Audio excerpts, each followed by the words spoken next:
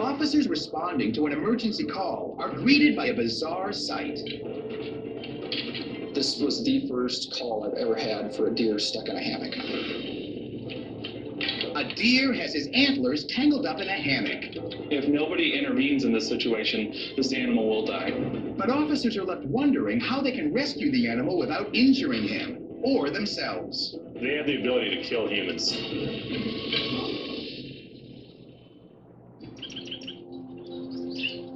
Bend, Oregon, an outdoor paradise where man and nature live side by side.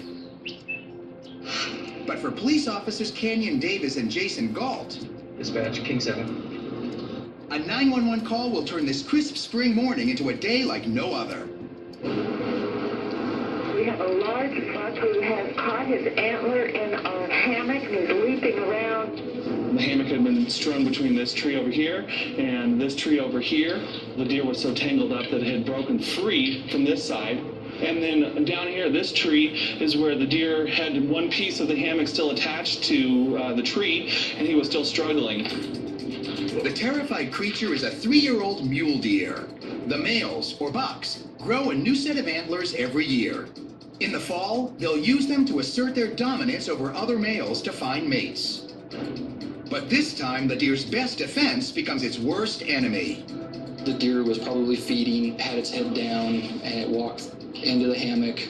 But the officers are wary of tackling 175 pounds of cornered buck themselves.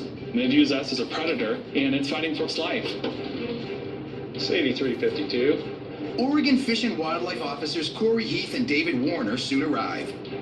Corey's seen this before. What we have here is two mature mule deer bucks that became entangled together. The webbing got wrapped around the other buck's antlers. Both of these bucks were found dead. They don't want this deer to die, but rule out tranquilizing him. We decided that we would not dart the deer because darting tends to be hard on their metabolism and it can put them in stress just because of the drugs. Jason and Canyon are pretty sure they can cut the hammock off. The problem is, how can they get close enough to the deer now that he's effectively tethered to the tree? At this point, this deer is dangerous. He has 6 to 8 feet of range. He can run around. He poses a threat to us. These animals are very strong. They can do severe damage to a human if they get in a good kick. Then it dawns on them. There's a very simple way to shorten that 8-foot leash. Our goal was to chase the deer around the tree until he pinned himself to shorten his leash. They move in. Keep going. He's jumping around, he's tugging at the hammock. It's icy, it's snowy, and it's definitely hazardous. We both chased him the same direction around the tree, and he said, "Davey, grab him on the left side, I'll get him on the right." Round and round they go. Then David grabs the deer by the antlers while Corey holds onto his legs. He was strong, and he was fighting us the whole time. I got kicked by the back legs. Jason and Canyon move in with their knives. There's a million different ways that something could go wrong. Now there's a new set of dangers. When your faces are that close to the antlers, an eye can get poked out.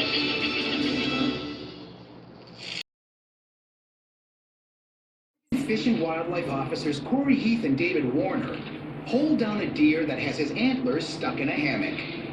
I got kicked by the back legs. Police officers Jason Galt and Canyon Davis try to cut the unfortunate buck free. The hammock consisted of heavy-duty rope. It didn't cut very easily. It's hard work because the deer's antlers are well and truly stuck. The antlers are so angular that once the points enter the holes of the hammock, they get trapped. Then when the deer struggles to get free, the rope mesh gets tied in knots around them, making it impossible for the deer to escape. And with the deer thrashing around wildly, the men are in grave danger. If this deer lunges the wrong way, there's a pretty sharp knife very close to my left hand. The four-man team's perseverance pays off. One more cut and the noose is off.